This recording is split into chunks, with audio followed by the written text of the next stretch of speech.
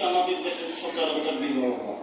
19-20 বছরের চেহারাটা এমন একটা সুন্দর চেহারা, মেয়েরা দেখলেই আব্দুল্লাহ সাইজ রসুলের আব্বাকিরা আব্দুল্লাহ দিকে তাকিয়ে থাকে। আব্দুল্লাহ এর মধ্যে একটা মেয়ে ছিল রোকায়া বিনতে নওফল, নওফলের মেয়ে রোকায়া, যেটাকে আমাদের দেশে রোকেয়া আমরা কি বলি।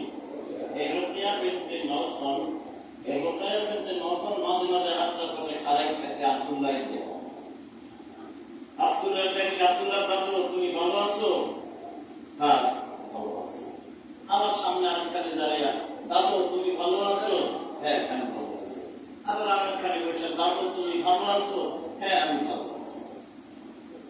আব্দুল্লাহ মদিনায় গেলেন, ওহাবের মেয়ে আমেনাকে বিবাহ করলেন।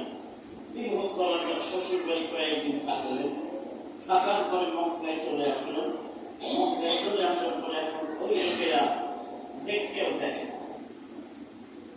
আব্দুল্লাহরে দেখতেও আগে মাঝে মাঝে দাঁড়াই থাকতো, এই থাকতো, একটা কেমন একটা ভাব ছিল, আজকে সেই ভাবটা নাই, দেখাও দেখে না।